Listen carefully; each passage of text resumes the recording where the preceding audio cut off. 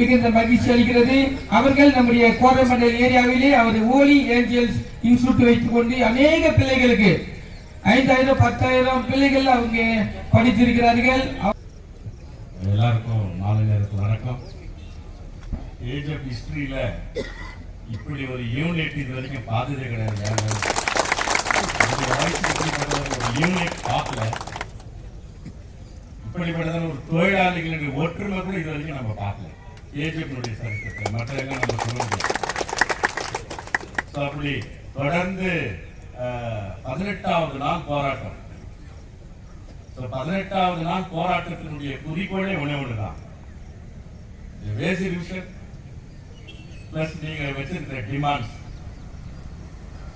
இதுக்கு உண்டான ரிசல்ட் இன்னைக்கு 5 மணிக்குள்ள கிடைக்குதுன்னு சொல்லியிருக்கிறாங்க. தெரியல, கிடைச்சிட்டா ரொம்ப சந்தோஷம். ஒரு சம்பவத்தை சொல்லிடுறேன். 2013, 14, 15 நான் கர்நாடகா டெக்ஸ்டைல் மினிஸ்ட்ரி டிஏவா இருக்கும்போது டஸ்ட் அவேட்ல கேஜிஎஃப்ல போறதுக்கு ஒரு ஆர்டர் வந்துச்சு. அதை நிறைய லீடர்ஸ் நோட்டீஸ் போட்டாங்க. நான் தான் நிக்க வச்சேன் அப்படின்னு எல்லாம் போட்டாங்க. ஆனா உண்மையான ஹீரோ பர்து பிரகாஷ் தான். அவர் தான் அதை ஸ்டாப் பண்ணல. அது போட முடியாது. என்னுடைய டிஸ்ட்ரிக்ட்ல குப்பை போடுறது உங்க வேலை இல்லை சொல்லிட்டு அன்னைக்கு ஸ்டாப் பண்ணாரு. நம்ம ஊர் வெரி ஸ்பெஷல், எல்லாத்துலயும் ஸ்பெஷல் தான் நம்ம ஊர். இருந்தாலும் இன்னைக்கு எங்க அண்ணன், எங்க தம்பிங்க, எங்க மூத்தவங்க, சின்னவங்க இவங்க தான் நம்ம ஊர் தான். நம்ம ஊருக்காக நம்ம தான் போராடணும், நம்ம தான் தெருவுக்கு வரணும். அப்ப நம்முடைய உரிமைக்காக நம்ம வர்றதில்ல, ஒன்னும் தவறு இல்லை. அந்த பைபிள்ல வேதத்துல ஒன்று சொன்னோம், 38 வருஷமா ஒரு பிசிக்கல் சேலஞ்சு பர்சன் ஒருத்தர் தண்ணி குளத்துக்கிட்ட இருக்கிறாங்க. அவன் ஏன் இருக்கிறான்னாக்கா, தண்ணி எப்போ அந்த தேவத்துடன் கலப்பானோ அப்ப யார் முந்தி போறாலும் எப்படிப்பட்ட வியாதி இருந்தாலும் சுகம் கிடைக்கும். ஆனா 38 வருஷமா அவனை கூட்டு போய் விடுறதுக்கு ஆட்கள் இல்லை. அவன் குளத்துல போறதுக்கு உண்டான வாய்ப்பே கிடைக்கல. அப்போ அவங்க கேட்கறாங்க, 38 வருஷமா நீ காத்து இருக்கிறியே. அப்ப அவன் சொல்றான், ஒரு நாள் வரும் எனக்கு பதில் கிடைக்கும்.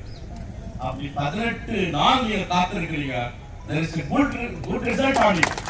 நல்ல ஒரு ரிசல்ட் உங்களுக்கு கிடைக்கும். நிறைய பாஸ்டர்ஸ் பிஷப் ப்ரேயர் பண்ணிக்கலாம். ஒரு நாள் அது வீண் போகாது, ஒரு நாள் வீண் போகாது. அதனால இன்னைக்கு நம்ம மத்தியில கூட ரொம்ப ஸ்பெஷல் கெஸ்ட் நம்ம ஹோம் மினிஸ்டர் அமித்ஷா. அவருடைய சன்னுக்கு க்ளோஸ் ஃப்ரெண்டு. அவரு ஃபாரின்ல இருந்ததுனால கான்டாக்ட் பண்ண முடியாத விஷயங்கள அவர் இன்னைக்கு சுப்ரீம் கோர்ட் அட்வொகேட்டா இருக்கிறாரு. ஃபார்மர் இந்தியாவுடைய போர்டு மெம்பரா இருந்திருக்கிறாரு. அவர் நம்ம மத்தியில் வந்திருக்கிறாரு. அவருக்கு என்ன ஒரே ஒண்ணு சொன்னாருனாக்கா, எனக்கு நீங்க இந்த வாட்ஸ்அப் கால கம்யூனிகேஷன் நீங்க பண்ணிருக்கலாமேன்னு கேட்டாரு. சரி, நான் சொன்னேன் முடிஞ்சிட்டு இன்னைக்கு முடிஞ்சு நாளைக்கு முடிஞ்சிருக்கு நான் அப்படின்னு சொல்லிட்டேன்.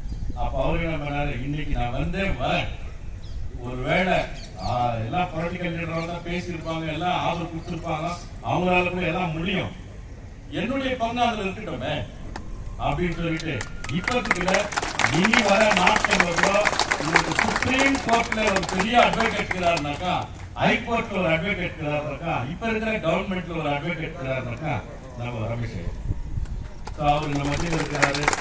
அவரே நாங்கள் வாழ்க அவரை வரவேற்கிறோம். அதே போல இந்த போராட்டத்தை அருமையாய் நடத்தி வருகிற தலைவர், செயலாளர் மற்றும் பொறுப்பாளர்கள், மீடியா மெம்பர்ஸ், அப்புறமா எல்லா ஊடக நண்பர்கள் எல்லாம் ஆதரவு கொடுத்த ஒவ்வொருவருக்கும் மனதார நாங்கள் வாழ்த்துறோம், நன்றி சொல்றோம். இனி சுப்ரீம் கோர்ட் அட்வொகேட் ஒரு பக்கத்துல நிற்பாரு. இந்த போராட்டங்கள் மக்களுக்காக அது ஏதோ ஒன்று செய்வாரு, கண்டிப்பா நிச்சயமா செய்வார்.